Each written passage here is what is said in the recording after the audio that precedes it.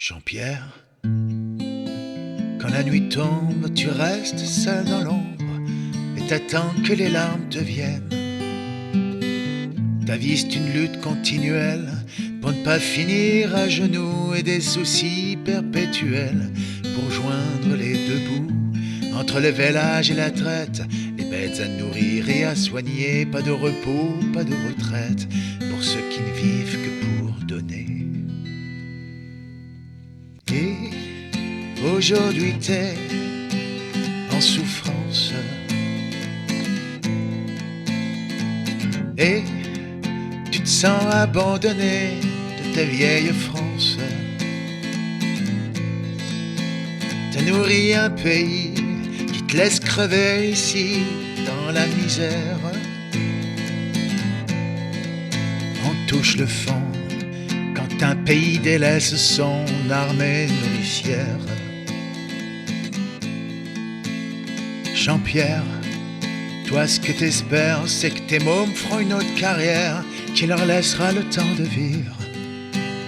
Et pourtant, ce qui t'attriste et te frustre, c'est que ta ferme un peu vétuste avait appartenu à ton grand-père. Cette terre qui ne vaut plus rien a bu la sueur de tes ancêtres. On te l'avait légué un matin comme un trésor à transmettre. Mais y a plus d'avenir dans cette terre d'errance. Mais qu'est-ce qu'elle est devenue la France? Les cultures de là-bas qui ne respectent pas les mêmes exigences,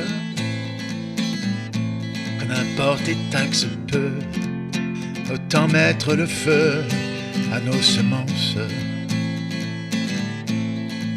À 60 ans passés, dire que t'as peine assez pour ta pitance, tandis que d'autres se plaignent qu'il faut qu'ils se restreignent pour les vacances. Toi t'en as jamais eu, pas eu le temps ni le pécule pour ce genre de dépenses. Endetté jusqu'au cou, tu le seras jusqu'au bout de l'existence. Et on n'a pas le droit de dire que t'as pas payé ta place dans cette société où tu as donné plus que certains cols pâles.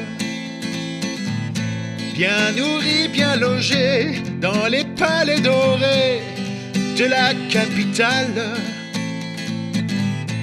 qui semble se foutre de tout.